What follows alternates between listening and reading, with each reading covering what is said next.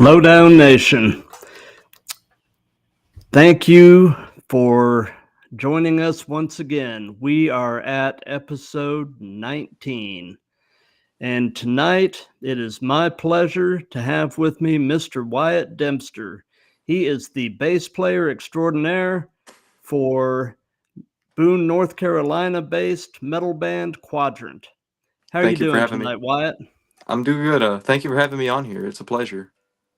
Absolutely, absolutely. Definitely glad to have you. So we'll just go ahead and get to the topics at hand here, Wyatt. Alrighty. And just starting off, how long have you been playing bass, sir? Really well, just about a couple of years because I first started out on guitar and I still play guitar, but so I just kind of transferred what I know to guitar over onto bass.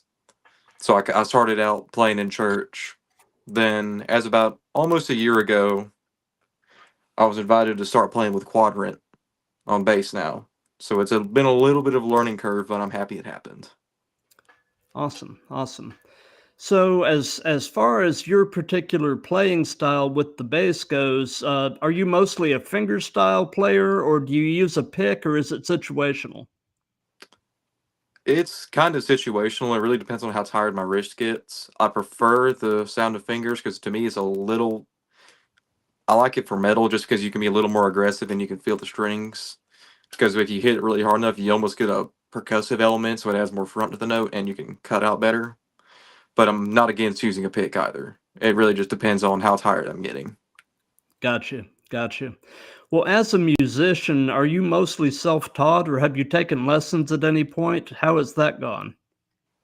I've taken some guitar lessons, but as of for like formal lessons, I've only really consistently been getting lessons on other instruments, not really guitar or bass. So for bass, I'm really entirely self-taught. Gotcha, gotcha. Okay, so tell me about your current gear and your live setup and such. What do you play? What do you play through? Any effects, pedal boards, that kind of thing? All right, so with me kind of being a newer member to Quadra, I'm still trying to figure my sound out. But for bass, I'm using a GNL L2500 5-string bass. It's really cool. It's got a really good sound. If I can see if I can get a little better shot. It's got Oh, all that's these like beautiful. knobs and switches, so I can really just get any sound I want out of it. Oh, that's And then, beautiful. thank you. Then with the extra fifth string, I can get a little bit extra low end and do like a different position if I want something that's not as bright. For pedals, I'm still trying to figure that out. I've been working on trying to find a good fuzz sound for some little more shreddy stuff, I guess you could say. But Hmm. my recent board now will have like a tuner, delay, and chorus because I like the sound of chorus on a bass. It gives it a little bit more depth. And as for my amp, I can't remember the name of it, but it's a 80-watt amp with a 12-inch with a single 12-inch speaker in it. Nice, So nice. it provides a lot of low end and has a really good fat sound. Gotcha, gotcha. So, do you have a personal preference yourself between 4 and 5 string basses, or is it just kind of whatever? It was the 5-string thing is just situational for me. It's just I happen to get one, Hmm. but now I'm starting to get a little more used to playing 5 strings. But I'll play a 4-string if given one. I'm not picky. Right, right. So musicians tend to collect gear, and I see some in your background. Um, do you have anything unusual or unique in your gear collection that you'd like to talk about? I think I might have a couple oddballs. I have this '80s Kramer Beretta that my dad and I very heavily modified, and we actually got a bit of flack for it because it's a '80s like original '80s plywood Beretta, and we routed the sucker out for a Floyd Rose, carved some of the fretboard out, fit the nut, then we put a lace sensor pickup in it. But I painted it kind of look like Eddie Van Halen's, but a little bit Well, different. that's cool. That's Yeah, cool. thank you. So it sounds like your dad definitely is kind of in at least some of this with you. Yeah, he's very much encouraged me. He's helped me get a lot of gear. I bought my first instrument, so he knew like whether I'd stick with it or not. But Right. after that, he's done nothing but help me and encourage me. He's been amazing with it. He actually showed me Quadrant, so that was really one of the so that's a cool connection I had with him. Is he actually showed me Quadrant. Oh, that's neat. Hmm. That's really cool. So, I always ask this, and it's really just kind of a funny question. But as far as bass goes, how often do you change strings? Um, really, just I'll be honest, I don't change them very often. Well, the reason I find that question funny is bass strings are expensive. Yeah, I mean, that is the main you reason I don't want to change them because I don't feel like spending $50 every couple of months. right, Had right. they been the price of guitar strings, I'd be going off the wall Oh restringing. yeah. Uh, Plus, I feel like for the most part, bass strings hold up better than normal guitar strings anyway. So Yeah, they tend to have a good sound for a lot longer than guitar strings. absolutely, absolutely. So, who would you say are some of your personal musical influences? That's kind of a tough one because I don't really know if I have a specific favorite, just rather a bunch of different musicians that I really draw some inspiration from. I'm a fan of a classical sound, so I'm a fan of stuff like Randy Rhoads and Yngwie Malmsteen. I'm a big fan of that on guitar. As Hmm. for bass, I'm a Cliff fan. He has a lot of the classical sound too, then he's just awesome. Then I'm kind of almost trying to push for like a Rickenbacker, almost like a Motorhead bass sound. So like a Hmm. really throaty mid-heavy sound. I've been trying to get that, so I guess you could say Lemmy and Cliff are my inspiration on bass. But Gotcha, for guitar, it's a gotcha. lot of people like Dime. I was a big Pantera fan, so Dimebag Darrell, Randy Rhoads, Malmsteen. I guess early on, also Stevie Ray Vaughan. I started out playing blues. Hmm. Very cool, very Thank cool. you, thank you. Yeah, I've recently been uh, really listening to a lot of prog. Mm. Rush, Dream Theater, things like that. I'm personally, I'm a big Geddy Lee fan, and John Mayung from Dream Theater is just amazing. I don't know if you've listened to much Dream Theater, but they are just amazing musicians. Oh yeah, I listen more to them more actually for their keyboard player Oh because yeah, Jordan. yeah what he can do is truly just mind blowing. Because I tried learning keyboard a few years back, and I was looking at him. I was like, wow, it was Yeah, just mind boggling what he can do. yeah, yeah, and I'm excited because they recently got Mike Portnoy back as their Ooh, drummer. Because he had left for a number of years, but he's back with the band now, and he wrote a lot of the lyrics for their early stuff. So I'm really excited to see what they're gonna do now that he's back. oh, So. I'm sure it'll be really awesome. Oh, no doubt, no doubt. So, what was the very first concert you attended as a fan? It was a Quadrant show actually. Oh, that's cool. I was about 13 or 14. I got introduced to them, I think, when I was 12 and just starting out on guitar because my dad showed me them because I'm cousins with the guitar player Dalton, actually. Him and I are second cousins. Oh, So that's neat. my dad showed me the band because of that. And then my first show was also Quadrant, and now I'm playing with them. So I think it's pretty cool that That's really neat. It kind of came full circle. they just, yeah, So, kind of full circle. They were I guess one of the first, probably the first truly local band I listened to. Then like my first show, then my first gig on, then my first band I played bass in is also Quadrant. So it's a full circle. yeah, you can't beat that. No, it's cool. That's very cool. That is a neat Thank story, you. and Thank it's you. neat it's neat that there's a family connection too. Mm. So, Yeah, I'm very uh, literally connected to the band. so away from music, Wyatt, what are some of your hobbies and interests? Um, I guess I'm not the biggest outdoors fan, but every now and then I like to ride dirt bikes occasionally. Hmm. I focus so much on music. Music's kind of my very main hobby, but I'm into, I guess, I mean, other than playing music, I'm into like repairing and working on them. That's always really fun. But Hmm. for the most part, it kind of I'm pretty niche to music. but sometimes I Gotcha. will like outside ride trails and stuff. Gotcha. Yeah. Gotcha. What I'm going to do is flip over briefly to the Instagram tab and just see if anybody's saying anything in the Hmm. chat over there. And then, Okay. well, then we're actually going to get more into the subject of the band. Okay. So let's see here. Um,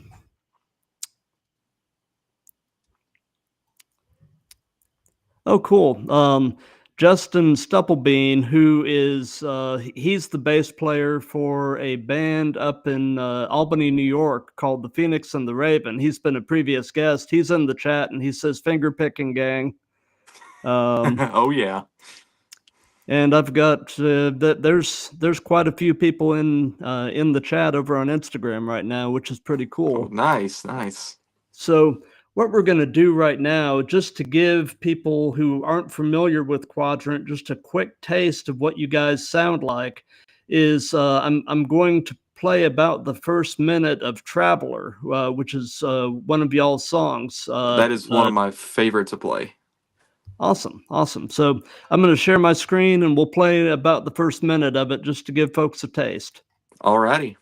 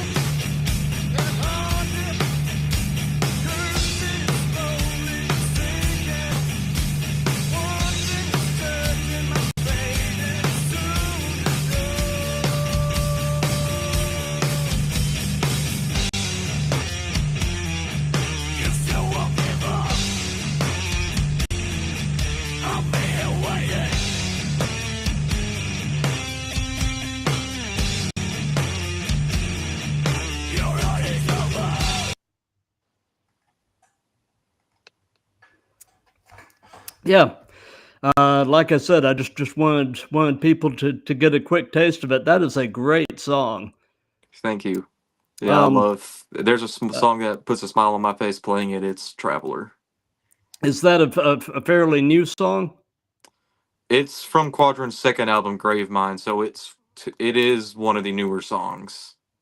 Okay, okay. So so I guess tell me a little bit about Quadrant. You know, how long has the band been together? Where did the name come from? You know, things like that. Um, as far as I remember, Quadrant was formed in 2017 officially. As for the name, that I can't tell you because I only joined about a month or so from now this year, so I'm a very new member. Got you, got you. So I mean, can you tell me, I guess, about the songwriting process within the band? Is there a primary writer, or is it kind of a collaborative thing? How does that go? I think we all just kind of, I guess it's a bit of each. Like sometimes we can all do our own thing and come up with our own riffs. We bring it in, say, hey, let's I have this, let's try this out. Because sometimes we're at a point where we're actually trying to do some music on our own now without a studio, so that's been really easy. The guitar players Dalton and Trent have brought a lot of the riffs, but I don't really think there's a specific principal songwriter. It's just Gotcha, whatever I did. We just bring in whatever, and if there's something we want to add into one of their songs, we can. So gotcha, it's I guess both a solo and collaborative effort. gotcha. Your singer has a nice voice. Trent is very much a powerhouse. He's a great singer, great front man. Okay. So uh, I'm presuming that you know, Quadrant is not a full-time thing. Uh, In terms of I'm the members. I know you said you're still in high school. Yes, sir. I'm Um, 17. but I'm presuming the other members of the band all have day jobs. Yeah. Yeah, Yeah. Yeah. We all want it to be our job, so we're really hoping right. we'll get to that someday. But yeah, it's as of now, it's not a true full time job as much as Gotcha, we want it to be. Yeah. gotcha. Well, keep working at it, and you never know. Hard work pays off. Oh yeah. I think Uh, one thing we are all unison with is we all want to make it together. So I think there's just Gotcha. a really cool. We have a really cool connected aspect with that. So, if you can narrow it down to one or two stories or anecdotes, what have been some of the most interesting experiences that you've had playing live? I've really only done one live metal show, and that was with Mhm. another band I played guitar in called Glass Anchor. They were my first metal show, and we played about a 20-minute set of original songs. I've I haven't done a gig with Quadrant just yet because we're just getting back from a hiatus actually pretty recently because I Gotcha. attended their last show and that was in 2022, and we have one coming up here in Boone June 8th, so I'm stoked to play because Oh, I've I'm sure. always kind of wanted to play these guys. So I think it's kind of filling, little 14, 15-year-old me's kind of dreams of playing in bands and stuff. Awesome. Awesome. So you said that Traveler is probably your favorite song to play? I remember one of our last rehearsals. Yeah, it brought a really big smile to my face. It's heavy, but not like so heavy you can't listen to it, and it's groove. It's got such a good groove to it. Right, right. I like the chug to it is Hmm. definitely cool, and it sounds like it's got a fun but not overwhelming bass line. So Yeah, it's good. I mostly am in unison with the guitar in it, right, but right. it's just a really fun, really groovy song. It really gets you going. Gotcha. So before you you said you really haven't performed live a lot, but in the times that you have, whether it be with Glass Anchor, or you said you did some playing in church. Uh, is there anything that you do consistently before you go on? Any like pre-show rituals or whatever? Not rituals, but like Hmm. traditions that you. Uh, There's not really much of a ritual unless you want to talk about the my sacrifice, but we don't need to talk about that just yet. But it I don't really do much. It really depends on the instrument I'm playing because I do play multiple different instruments. So like where I've only done one metal show, I've done a lot of different stuff from where I'm still in high school because I take band in high school and I'm a trumpet player. So it really depends on the instrument. So I might do some warming up, but for guitar and bass generally, other than like a sound check, I don't really. I just get up and have fun. gotcha, gotcha. Yeah. So so you're we had talked beforehand. You're up in Boone, North Carolina. Is that your actual hometown? Have you pretty much grown up there, or is are you from someplace else? Boone is kind of a good, I guess you could say, blanket statement for where I'm at because really I'm about a half mile, or not a half mile, but a half hour out away. It's a little place called Sugar Grove. Okay, But I say Boone because it's relatively close by and it's easier because most people know Boone a little easier. But yeah, I've been here my entire life. I've never moved, and I'm currently going to a high school in Boone. nice, nice. So what would you say is your favorite thing about that area? Uh, Um, in my area, I guess some of it's just from where I'm not actually in a suburban area, so you get the peace and quiet, kind of a little more of a rural aspect, I guess. So I really like not having neighbors because then I can be really loud when I play and don't have to worry about setting anyone off. Right. It's only my parents when I'm rattling the walls here.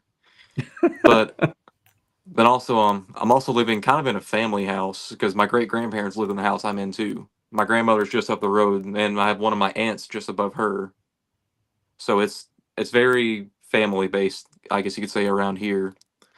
But then for actually in Boone, there's a lot of cool stuff in Boone, and especially with App State and Boone, App really has a just really good music program. There's COVID hurt a lot of it, but there used to be a pretty good music scene, pretty awesome music scene. Boone, you could always see like someone busking. There's a lot of mountain music because Doc Watson was in Deep Gap, which wasn't far from Boone. So you can Right. get there. There's I could say that you can definitely say there's like some bluegrass roots in Boone. Mm-hmm. So there's just that really cool like mountain bluegrass aspect to Boone that it really gives it something special. So so you said that the music scene there is in the process of kind of recovering after COVID. But Yeah, would you say that it's definitely starting to take hold again, though?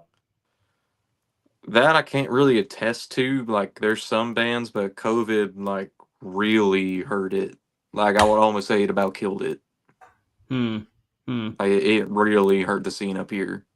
It didn't really hurt the music school much, I'd assume, but there's because there's always students coming in here. But as in for like live music that's outside of colleges and stuff, I think it really hurt it Hmm. because that and plus I think a lot of bands Quadrant would play with has kind of moved away from Boone. So like Gotcha. we've yeah, and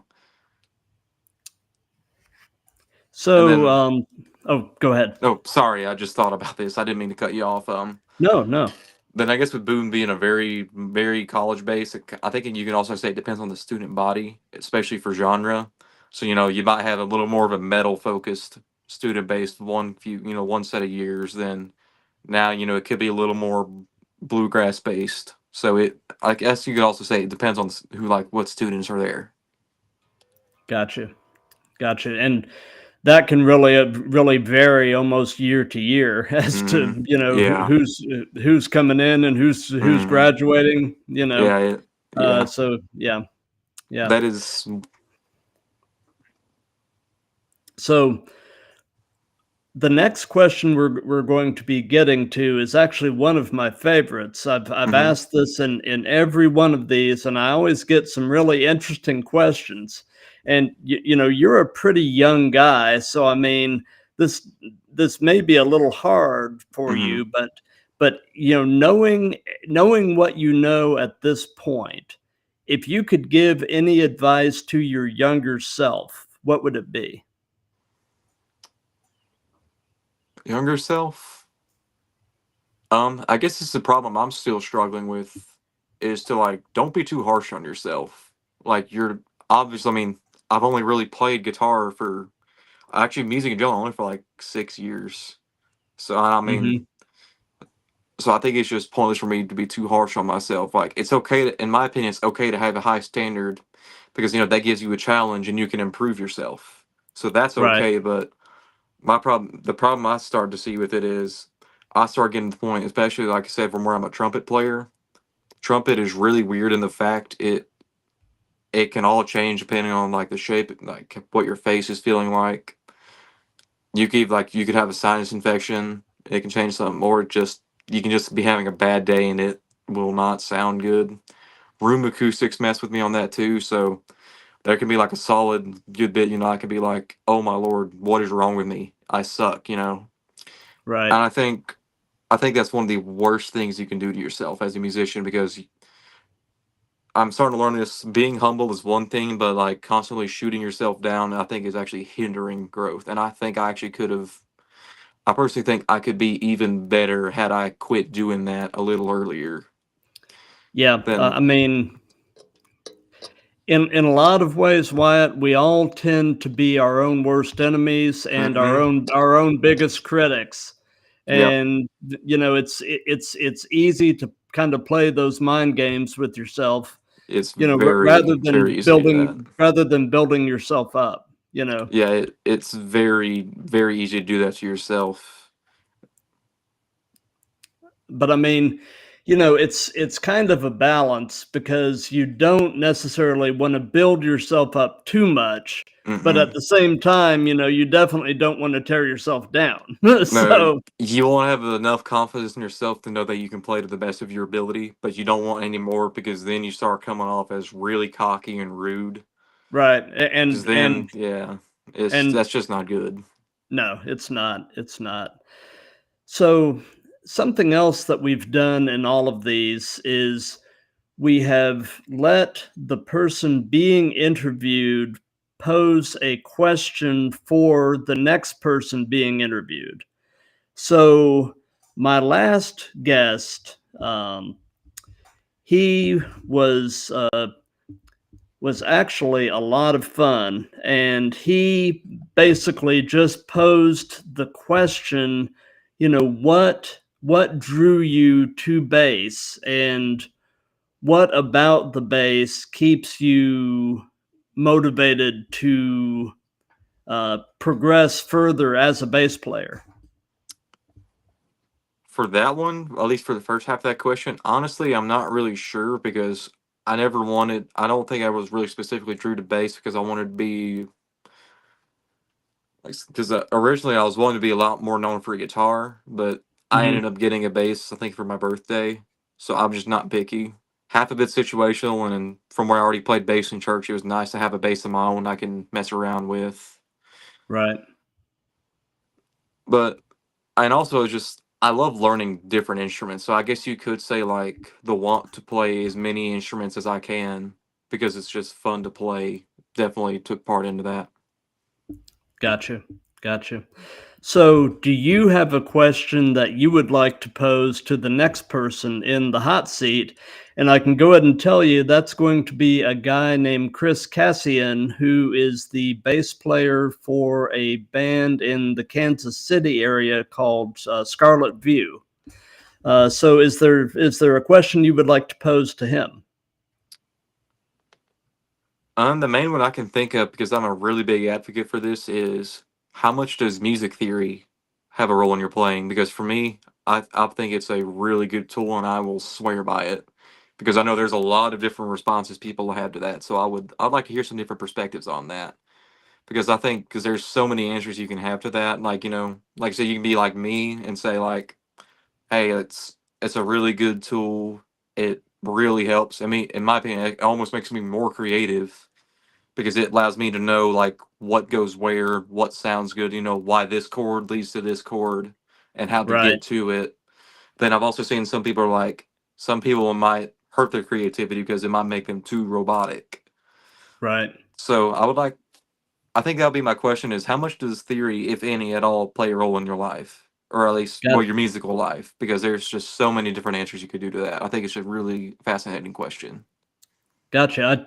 I absolutely agree because, when I started playing bass about 4 years ago, I took the opportunity, since it was something new, to basically learn some theory as far as the bass goes, and really learning, like you said, why certain things work and why certain things are done the way they Mm-hmm. are in terms of music has actually made a lot of what I did previously with normal guitar make a Mm-hmm. lot more sense, and it's actually improved my guitar playing because I still Yeah. I still get go up to my son's room and get my guitar back and uh, and and and fool around on that from time to time. Yeah. So yeah, just knowing theory, at least in my mind, has Mm-hmm. really opened up a whole universe for me as a Yeah. musician. So And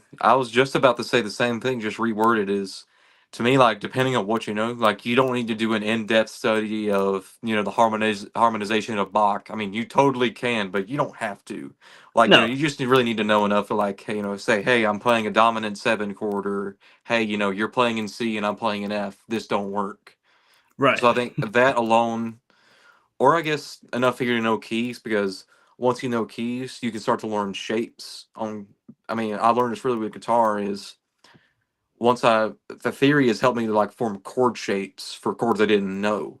So and that's helped me with gigs. Like say when I played jazz guitar, and I was like, "What the absolute heck is an A flat 11 sharp 13?" I was like, you know what? It has a seventh and a ninth in it. I'm gonna play that and not worry about it. So I think Hmm. it. So I don't want to say it can be a cheat sheet, but it there's a lot of doors it can unlock to help. Then plus, like I said, with the shape thing, I've noticed guitar especially is very shape based. Like the It more is. shapes you get to know, the easier it is. So like you can start correlating theory with shapes. So, say, hey, like you can be playing like 5 7 8 5 7 8 on something, then think, oh, that's just a minor scale run. So say I'm playing an A minor and I'm playing, like I said, 5 7 8 5 7 8 5 7, just one octave A minor scale. What happens if a singer is singing in F sharp minor for some reason? All you have to do is realize this is also where, like I said, where note names help. So if you already know where note names is, then you can say, hey, I found F sharp here. Now I already know say a minor scale shape. Now I just have to play that. So I think for the sake of if you have to play on the fly, it really, really helps. Absolutely. It's funny you were mentioning that you play in your school's band. My wife actually, when she was in high school, she played tenor sax, so she Hmm. was a band kid too. Oh So yeah, we're a yeah, different breed. she had a lot of she's got a lot of good memories from that time though. Yeah, So yeah, I wouldn't trade it for the world. I'm sometimes it sometimes I may have some hard times with it, but I think it's worth it because it really helps you kick off experience with playing other musicians. It To me, I guess you can also give a good sense of ensemble and how stuff works because right. that stuff like that can really help you teach you to listen to other people because sometimes when there's a lot of moving parts in a score or really any, especially like symphonies where there's a lot of moving parts, Hmm. sometimes you really have to listen back to know where exactly you can put your part in because it's one thing to just read the sheet music and like, hey, this is eighth notes, I just play this value. But like say what happens if something's off or something's taking a little more liberty, or if you want something to sound really tight and crisp, you need to know where to put your part and where and like who do you accompany with. And especially like if something's wrong and say like you're not following the conductor, you need to learn. I guess you can also listen back and help. Maybe not help, but you can help yourself by listening back to other members, especially if you have like a good percussion section.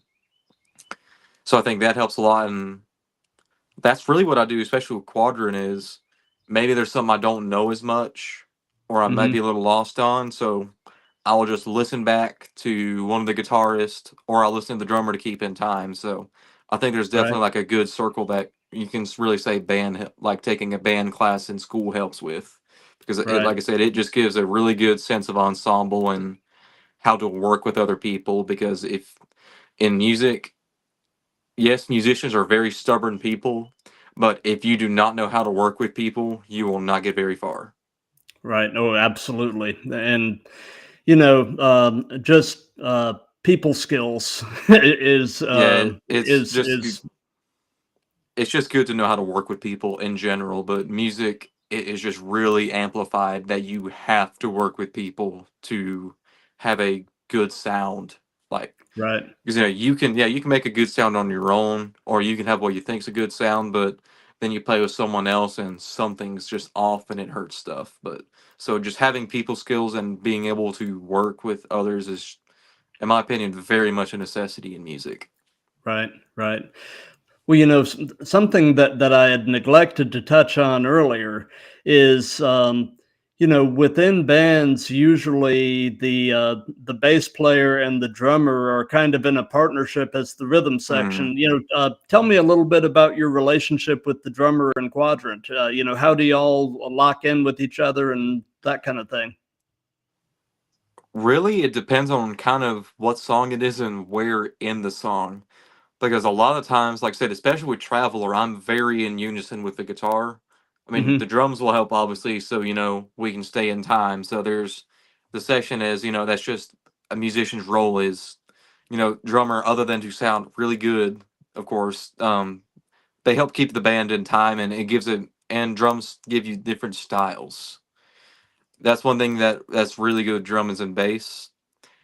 If we wanted to say we could change the sound, we could change the style of a song on, we could change our styles on a fly, and it'd be a totally different sounding song.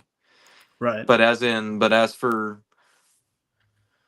sometimes I get a lot of my rhythm from the drummer. So say like he's doing a really cool rhythm on the kick drum I want to do that could help add punch to the guitar or something, so I'm not following the guitar just verbatim and being boring. I might use like say a rhythm I heard and liked from the drums or a rhythm that fit the style of the piece and then add little fills in based off of that. So I guess you could say my relationship with the drummer is A, he helps keep me in time like the rest of the band, and B, he can kind of give me some inspiration on what I need to play.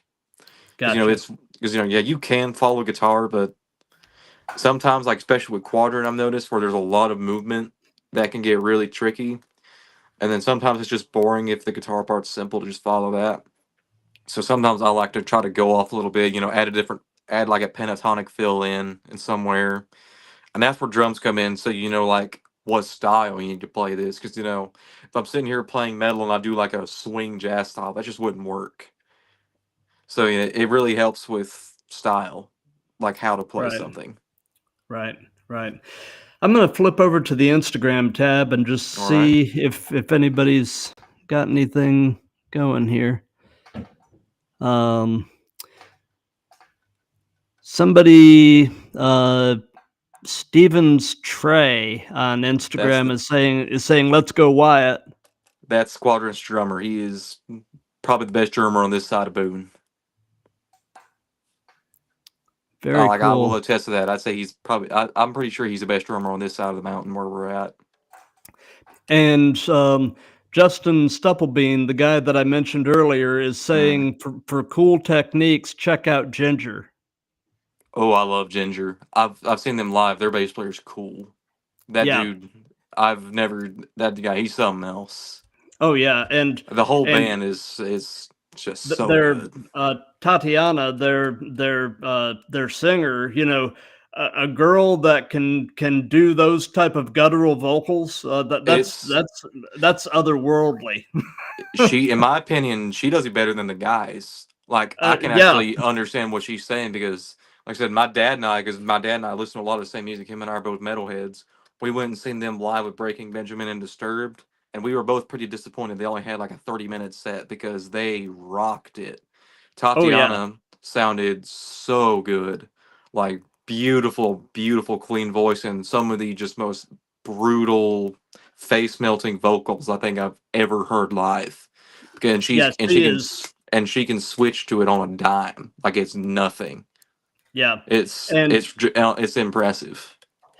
it really is, and that type of the technique involved in that kind of vocalizing is, a lot of people don't fully understand how much of a technique thing it is, but it's just amazing that especially that a woman can do that kind of vocalizing Hmm. in like you said, in many cases better than the guys. It's Yeah, because I know, especially with a lot of people, they think, "Oh, metal's just a lot of screaming." No, because that kills your vocal cords. You can't. exactly. Yes, they're very, but that shows that they're very good showmen if it sounds like they're just screaming. There's a lot of tech. I'm personally not a metal vocalist, but I can understand there's a lot of technique how to get these different sounds. Vowel shape will affect how what can affect pitch.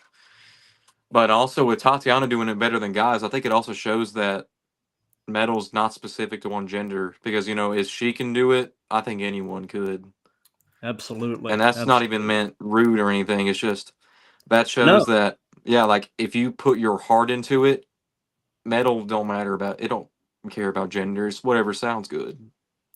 I think that's just a absolutely. really good thing to have.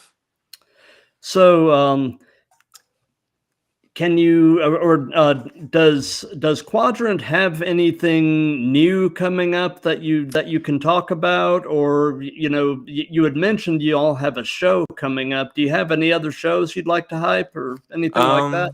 Yes, actually, we have. I think it's a total of 5 gigs, and the first one's June 8th at the Moose Lodge in Boone. So if anyone's around in Boone, you are more than welcome. if I remember, I think admission's free, and we got beer, so I think that will be some good inspiration too. Hey. And then I think June 29th we're playing at the tap room in Boone still. Then I can't remember the next day, but then we're playing in Boone Saloon. So we got 3 or 4 gigs in Boone. Then I think in August we're playing at Lily's Snack Bar. But then this one I think it's really going to be cool. We're heading down to Winston also in August to play at the Den in Winston Salem. Oh, nice, So nice. I'm liking the local aspect because I'll admit it was actually kind of hard to get gigs in Boone even though we're a local band. Hmm. We actually got the Winston gig before I think we got any of the other Boone gigs, believe it or not. And we're Well, a Boone based band. right, right. Well, you had mentioned that, COVID kind of hurt the local scene. So I mean, that may be some of it too. That could be, and then it also don't help. Like some of the places may not be doing live music, possibly because of that. And I know some just I don't know if COVID done this or not, but it could have. Like one, I remember it was called Ransom. They done metal bands. I think they actually closed, so they're just completely out of business. Hmm. But so do you have any new music coming out in the foreseeable, Um, or? we do actually, but I don't want to say too much just Oh, yet. But that's fine. That's fine. I can give you some hints on it. I think the main thing I'll tell you is we're gonna be playing for the first time ever live June 8th, and I'm gonna give you the title. It's called Lizard Man, and I Lizard think Man. I'm gonna be honest. I don't think anyone's ready for it just yet. It is such a really fun song to play because we played it live. I don't want to say too much, but we may or may not even be recording a video for it. Oh, cool. So I think there's a lot of I'm just gonna say there's gonna be a lot of really exciting material coming soon.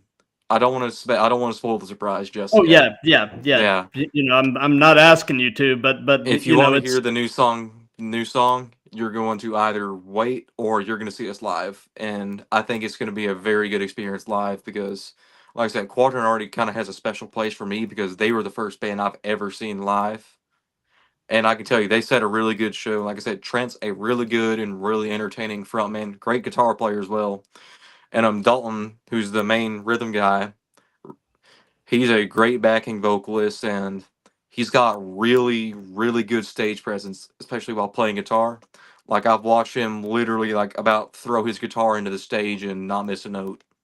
So I Wow, think it's a very entertaining band to watch. You can tell there's a lot of like energy from the soul. You can tell it's not robotic. They're not doing it just as another gig. You can tell we're putting our heart and soul in every song and every note we play. So I think that's it's awesome. even if you don't want to listen to the new song, which I hope you do because I think you will love it. I can tell you from especially like I said from my experience, the entire band we're all very convinced this one's going to be a hit. Very But cool. even for some off chance you don't want to hear new material, I hope you do really. Even if you come watch us live, because it helps support a local band then too. Like I said, I mean, yeah, I might be biased, but they said Quadrant sets a really good show. We're really entertaining. Because the last thing you want, especially with rock and metal, you don't want a boring band that just sits there. We'll Right. they'll sit there, interact with the crowd. Like I said, we move around. Like I said, Dalton he about throws his guitar literally into the stage. So you have that really cool aspect of him going off while still playing rhythm. And you can actually find videos of like Trent kind of going into the crowd while he's singing. So there's a really good crowd interaction. So I think it's even if you don't like metal, I think it'd be a good show to worth seeing because in my experience, everything is better live. Then Oh, plus, for when sure. you have that band that is really all for a personal connection with the audience, I think it makes it that much better. So I think it's just good all around to hear us live or any band in Absolutely. general. So I think that'd be another Absolutely. good tip for people is support local music, and there's nothing wrong with Hmm. finding live music because even if you don't like the genre, do it because it's a whole lot more fun live. Oh, for sure. For sure. Well, we're getting toward the end of things here, and I want to thank everybody that's been watching live. I want to thank everybody that'll watch this on replay later, And I want to thank you, Wyatt. You have been an absolutely amazing guest. Like I said before we went live, my man, you are wise beyond your years, and Thank you. uh, I'll say this much too: your parents have a lot to be proud of. You Thank you are so really quite a much. young man, Thank and you. I'm definitely excited to see where things go with Quadrant, and I'm definitely excited to see where things go with you personally. Thank you So, so much, and thank you for. It's an honor for me to be on here. Thank you. This was really my first like metal based interview ever. Like, well, this is one of my first music interviews. So, like, thank you for this experience. It was every bit worth it. It was truly a blast. I love doing stuff like this. Thank you so much. oh, And then, absolutely. And it, something else I'll bring up. I've started, once a month or so doing a new music spotlight show. So, down the road, as Quadrant puts out new material, I would definitely like to have you guys come back and during one of the months that you've got something new coming out, we'll play the song in its entirety, and then you and potentially other folks from the band can talk about the song, the songwriting process, the recording process, things like that. And again, it's just a way to lend further exposure to new music. thank you so much for that. I will definitely talk to the guys about possibly putting our new song maybe into that because when we're going to release this, I think we're really going to push this one because, like I said, as a whole band, we all think this one's going to be a hit. We Awesome. have we have worked so hard on it. We poured our heart and souls into it. And if you listen closely, I'm gonna give you a little drop, but I ain't gonna tell you what too much on it. Listen for new sounds in it because you might hear some stuff you ain't used to hearing in a metal song in it. So Oh, cool. I think there's gonna be a lot more depth than just your typical metal song in it. So I think Awesome. there could be a lot you can deep dive in it. And then Awesome. like I said earlier about my parents, like you said, thank you for that. And the main thing I can say about them is they've done nothing but be just the best, most supportive parents I think a musician could have. They've attended pretty much every performance I've done, and for me doing band, I never said this also, and orchestra, it's a lot. So It is. they've supported me nonstop. Like I said, they've helped me get instruments. They've allowed me to take lessons on trumpet because I'm wanting to go to school for music on that. So they've helped me with that. They've helped me get ready. So for like regional and state auditions on that, it's just they're the best parents I think I could get for what I'm doing. In all honesty, they're awesome. Well, that is terrific. That is Thank just you. awesome. Well, anyway, like I said, I won't take up any more of your time, but this has been an absolute blast, Wyatt. And I'm glad to have met you, and I look forward to staying in touch. Good. Thank you. It was a blast meeting you, and don't worry about time. I have all day, so don't worry about that. So if you have any more questions, that's okay. But yeah, it was an absolute blast doing this, and it was an honor to meet you. Well, thank you, and like I said, everybody watching, have a great rest of your night and a safe and productive week ahead. And I'm going to be live again on Tuesday with Chris Cassian from Scarlet View, and then the following Tuesday, May 28th, I'll be live at 8 p.m. Eastern with members of a band here in Atlanta called the Novanauts. So anyway, and I've got more stuff coming up in June, but y'all will hear about that as it gets a little closer. Anyway, have a good night, everybody. And and I hope you the best with this too, because I love this interview thing. So I can tell you, you have my support, and I hope you have the rest of the band's support and everyone else's support. I think you have a really great thing coming. Wyatt, thank you.